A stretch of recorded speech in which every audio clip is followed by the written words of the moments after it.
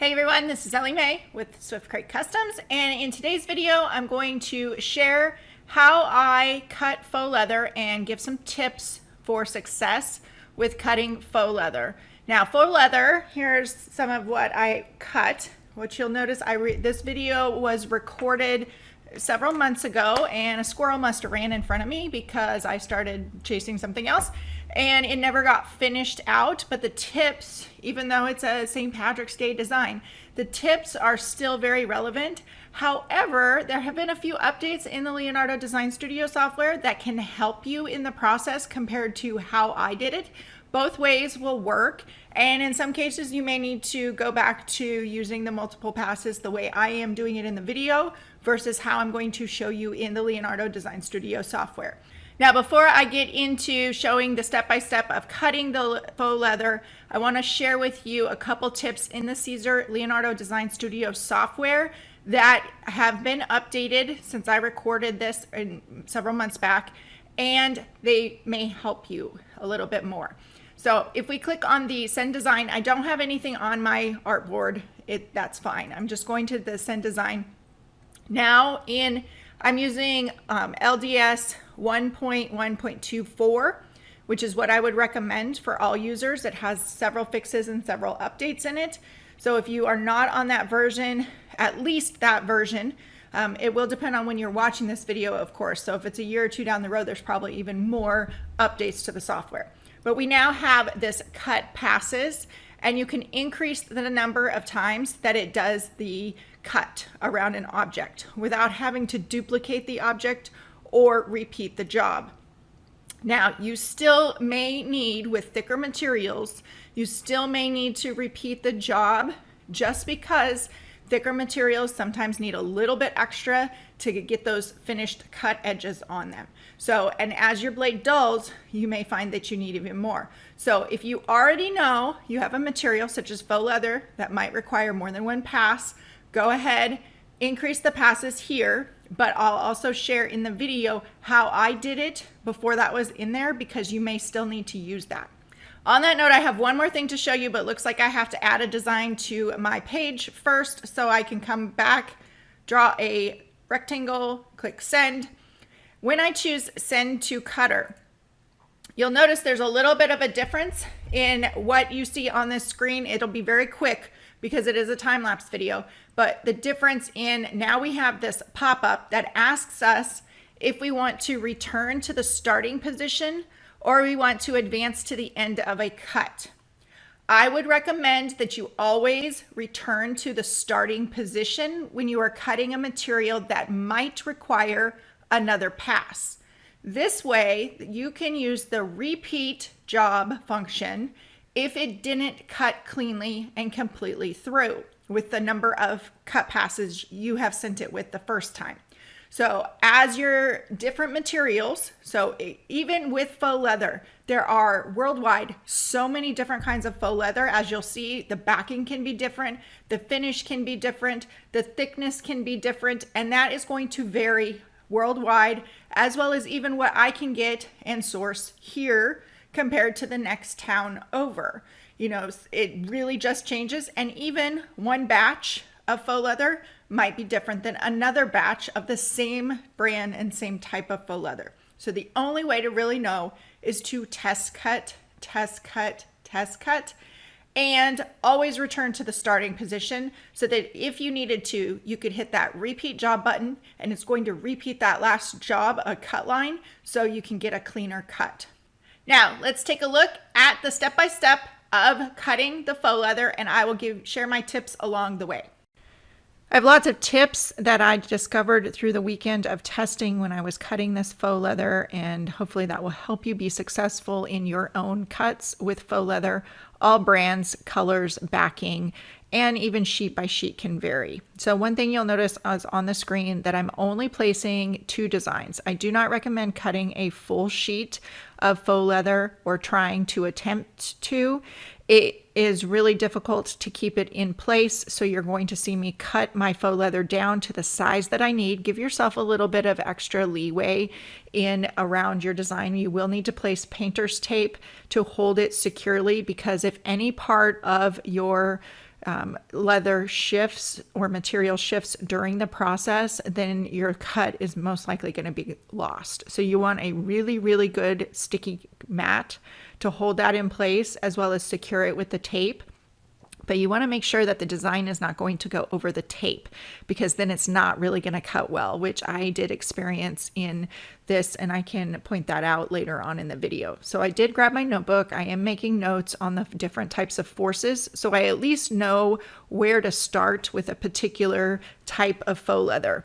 So you have all kinds of different thicknesses of faux leather. Colors vary, backings vary. This one is that I'm cutting currently is a very woven fabric backing, which is probably one of the most difficult aside from a very plastic backing.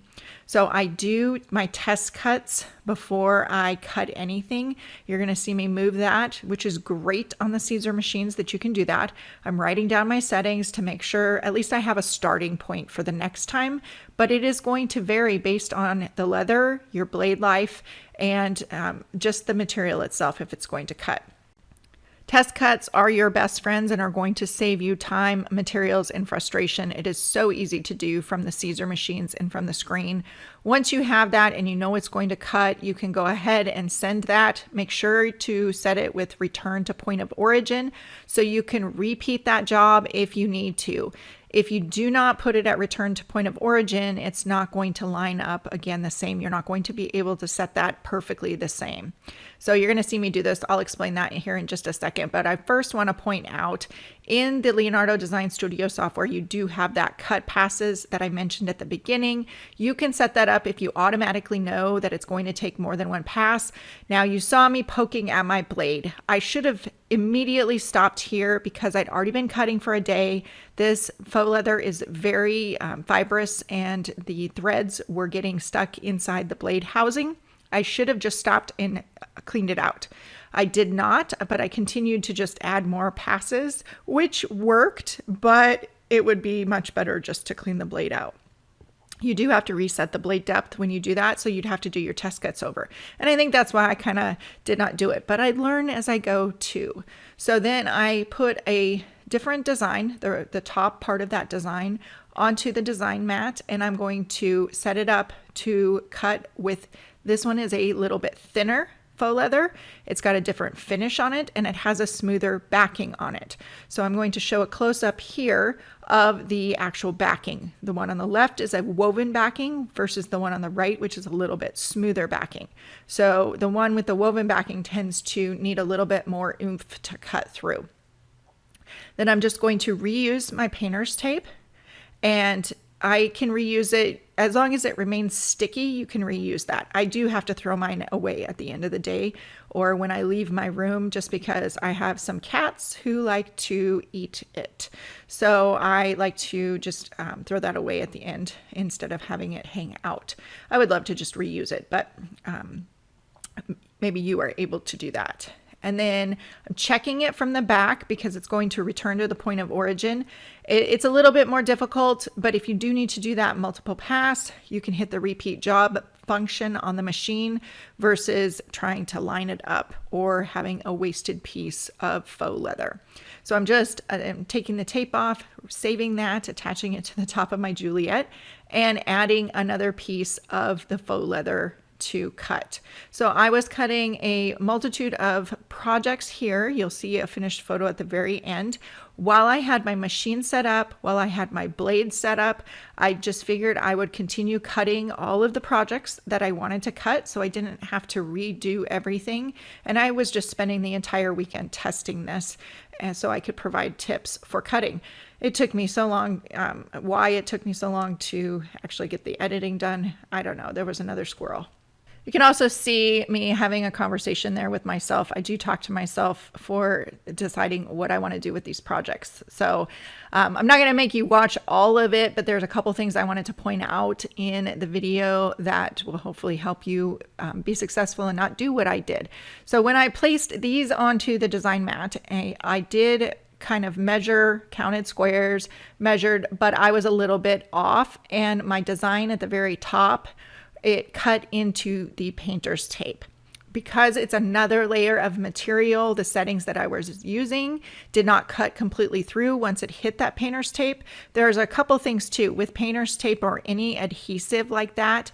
It could also stick to your blade, which can cause issues, but you can kind of see at the top there, it didn't really cut well, and there's a little bit of tape there. You're going to notice here it's still stuck. So that was kind of a wasted design. It wasn't enough that I could cut it out by hand. So then on to the next part, I am cutting glitter HTV.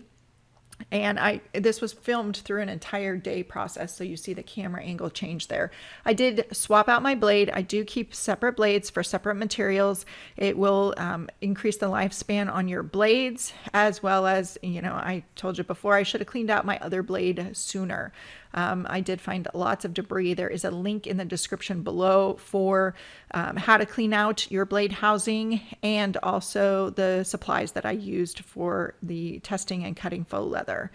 Now I'm continuing to cut for different projects. So you'll see once I remove this glitter HTV after it's been cut, I'm going to swap out the blade.